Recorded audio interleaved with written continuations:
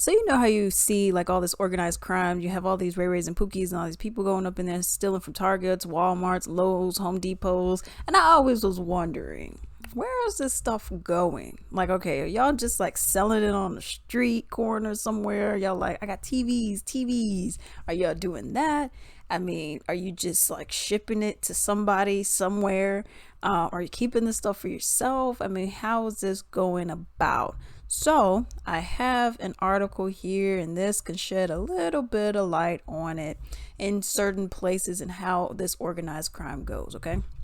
So it says KC pawn shop owner sold thousands of stolen items on eBay. Let's get into it. The owner of Kansas City pawn shop was sentenced in federal court this week for engaging in a $744,000 scheme to fence more than 14,500 stolen items and sold them on eBay.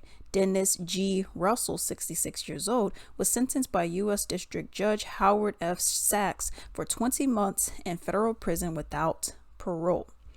The court also ordered Russell to pay a $100,000 fine and to forfeit to the government $744,222, which represents the proceeds obtained from the conspiracy.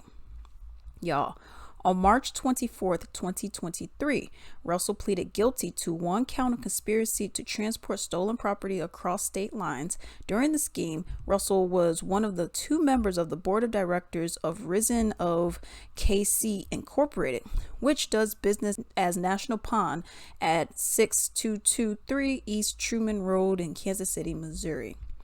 Okay, Risen of KC is also charged with the same offense, but has entered into a deferred prosecution agreement with the U.S. Attorney's Office.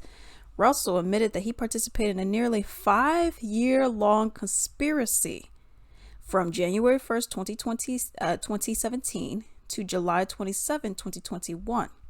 To purchase items he knew had been stolen from various retail locations in the Kansas City metropolitan area, then sold the items on eBay.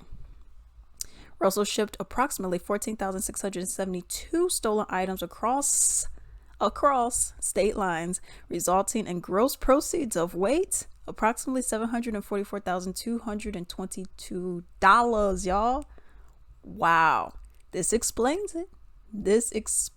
Y'all. For a small number, I'm sure they go with other places and all that kind of stuff. Multiple thieves, known as boosters, stole items from Target, Walmart, Home Depot, Lowe's, CVS, Walgreens, and other retail locations.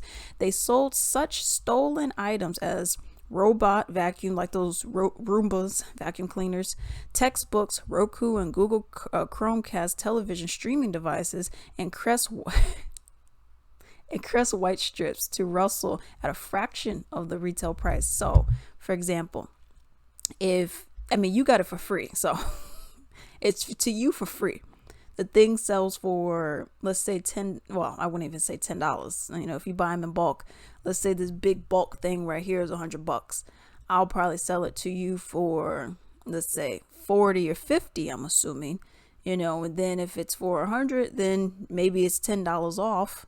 So now you just made about 40, $50 with that, you know what I mean? Or maybe 40, 30, however you want to go about with doing it. So it's not like you would go and sell it. If it sells for $100, you're not going to go and sell it for $100. You would sell it for like 90 or something like that. So people could be like, oh yeah, let me go and get this. This is a deal. It's much cheaper over here, even though the person got it for free. And that's why they're giving you such a heavy discount.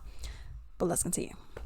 It says Russell then posted the stolen items for sale on eBay using one of two accounts and shipped them to purchasers in numerous other states. 2022 was his most profitable year, selling 789 stolen items on eBay and receiving $324,842 in gross proceeds.